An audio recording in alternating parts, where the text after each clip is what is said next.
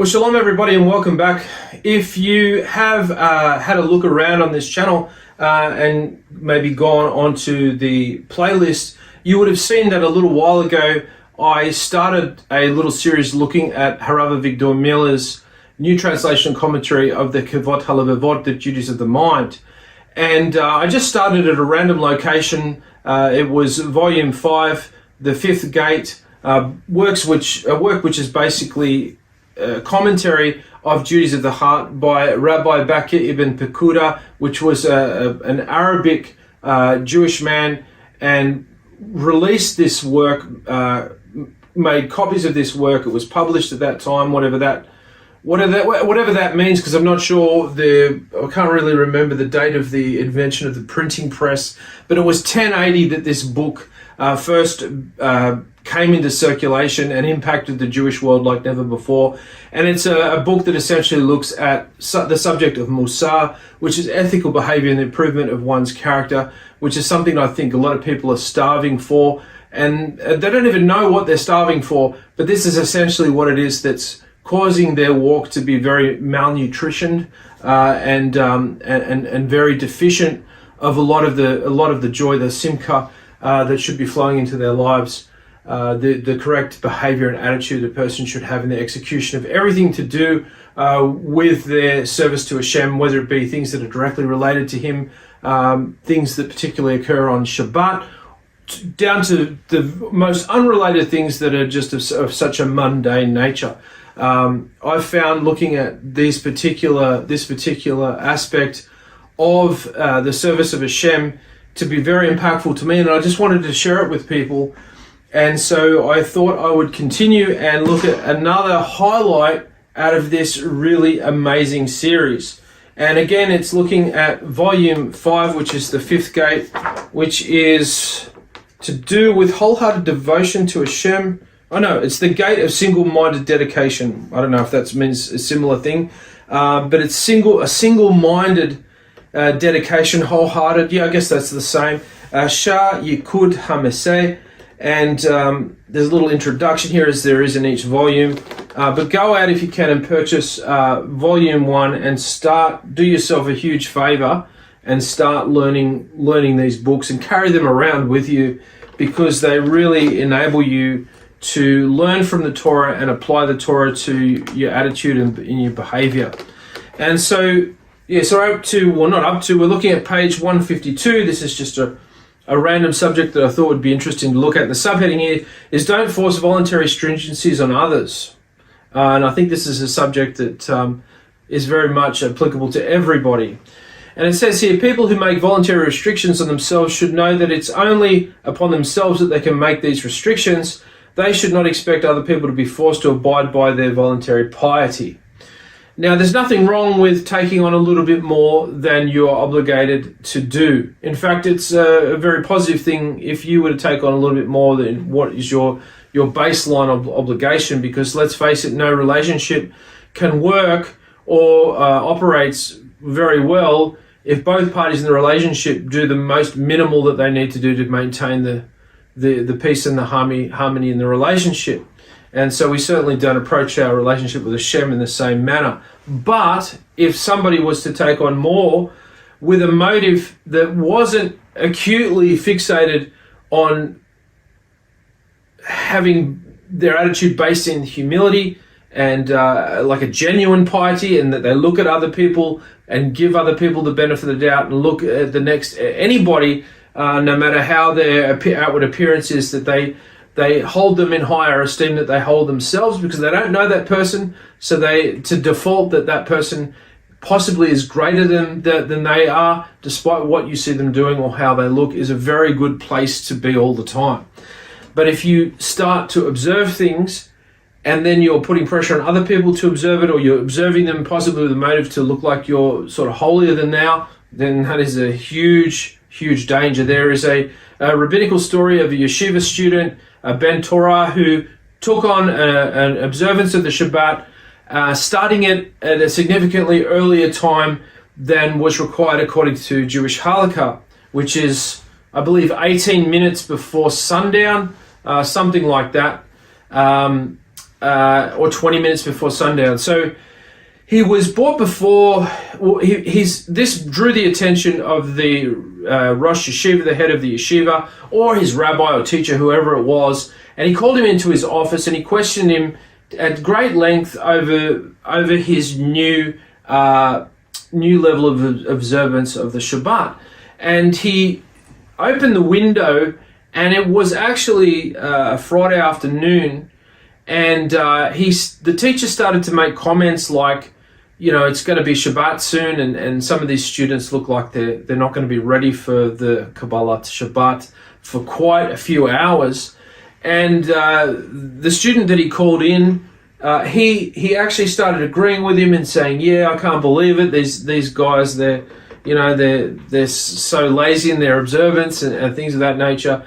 And then after a while, he started questioning him on what he was exactly doing in terms of opening the Shabbat quite a significant amount of time earlier, which is you're allowed to do. And he told him how amazing it was that he was doing that and things like that. And then finally the teacher said to him, I'm forbidding you to open the Shabbat earlier than the normal time of doing the Erev Shabbat. Now he said to him, why? He said, because your observance, taking on this extra observance, is actually doing you damage. Because rather than taking it on in a way that makes you be totally oblivious to what anybody else may be doing, you're looking at it as a platform to make you think that you are better than other people, which is completely wrong. And so I just remember that was a little story that I heard. I think it was from Rabbi Yosef Mizrahi, which was, he tells a story. He's told the story actually more than once, I believe. Okay, so let's continue. Having a virtuous attitude, people should not be making their restrictions as a demonstration of their piety or with intent of causing harm to anybody. As long as they are doing it as an expression of sincere worship of Hashem, then it's praiseworthy to add restrictions. As they said, and this is according to Tractate Bava Metzia 30b, why did Jerusalem become destroyed? Not because of sins, but because they based their actions strictly on the letter of the law and did not go beyond the strict requirements of the law. And those of you that are followers of Yeshua and you're familiar with the Netrim Ketuvim, wrongly called the New Testament, you will have plenty of source material in the pages of that work that express the whole concept of going above and beyond. I think it is called going the extra mile. And so if you're familiar with the subject of going the extra mile, then you would be familiar with the subject that we're looking at here. There are many restrictions that we abide by today, even though they are not followed in ancient times. So this is Rav Avigdor Miller's contemporary commentary to the text now. The reason is that in our times, these fences are considered necessary to make sure people don't stray from the line of duty. In earlier times, they failed to build the additional fences, and that's why they were blamed, not because they forsook the laws of the Torah. On the contrary, they were much devoted to the Torah. They were very much devoted to Torah observance, but Hashem had said, there are times when you must make it a principle to add to the Torah, and they didn't add when it was necessary. That's what's held against them. So it's important to interject here and mention that this adding to the Torah is not what actually the Torah in Deuteronomy and later in Sefer Gilyon in the book of Revelations refers to as adding to the Torah, which is forbidden. It's adding to the Torah in terms of adding to its execution. Not doing the bare minimum, but going above and beyond in terms of a person's service to Hashem.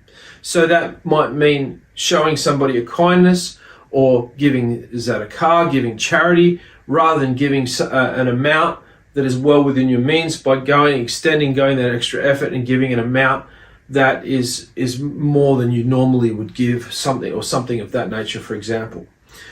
And they said, now looking back at the text, and they said, whoever occupies himself only with the study of Torah, and now who is they? This is from a Tractate Avodah Zarah 17b. Whoever occupies himself only with the study of Torah and doesn't do any more than learning Torah is as though he has no Elohim, as though he has no God. As it says in 2 Divrei Hayamim 15:3, many days pass by for Israel without a true Elohim. From this you learn that a person is without a true Elohim unless he has both the Torah and acts of chesed, acts of kindness. Why is it that a person who doesn't do any more than learning Torah is like one who has no Elohim? Because any kindness that he does is limited by a specific requirement of the Torah law. Let's say that somebody asks you for your help, and you do just the minimum that the Torah requires you to do. But that person may need more than the minimum. If you are sticking with the letter of the Torah law, you are violating the wish of Hashem, which is for you to do more than the minimum. If a person doesn't want to do more than the minimum, that shows he has no loyalty to Hashem. This also explains why it says in the Tanakh that many days passed by for Israel without a true Elohim. Although they didn't forsake Hashem, they were stuck in a rut and didn't do all the things they should have volunteered for in order to perform true chesed, true kindness. And that's all I wanted to share. I thought that was an interesting subject up to page 154. Something that is worth thinking about. You know, are you somebody who takes on things and tries to influence others to take on those things? And those things may not be things that necessarily are right for other people. Maybe they're right for you. Maybe all it is simply a change of attitude in taking on these certain things. Maybe these are certain things that you should not do. Maybe these are just certain things that you should change your attitude in when you're doing them. But whatever we do, we're doing it for the sake of Hashem. We're not doing it for the sake of our own reputation, to impress other people, or to have influence, or to exert power on other people, or for some sort of spacey sort of a head trip. We walk with humility, we walk with piety as best we can, and we always know that we're learning, and we always know that we are dust. King David says that he is less than a worm, and King David was a pretty active worshipper and servant of Hashem, and put out quite a bit of body of work, and did quite a great array of amazing feats that set so many standards. And if he's saying that he's a worm, and he's being genuine, and he really truly believes that he's less than a worm, then who are we? Who are we to sort of start throwing our weight around? So I hope this helps. I hope this encourages you to perhaps go out and start purchasing this entire series. You don't necessarily need to be familiar with duties of the heart. In fact, I would encourage you to get Rav Avigdor Miller's new commentary and translation over this, because he translates it in a way that brings it up to contemporary times, and it'll be far easier for you to understand. And of course, he's giving running commentary, so he's helping you with your interpretation. So if you buy Duties of the Heart, although it's a great book to buy and to read and to learn, you've got somebody with you here in this series that is actually holding your hand and helping you through every subject. So thank you so much for watching the video, and until next time, Hashem willing, we'll be back with another highlight from the Duties of the Mind by Rav Avigdor Miller. Thanks again for watching. Bye for now.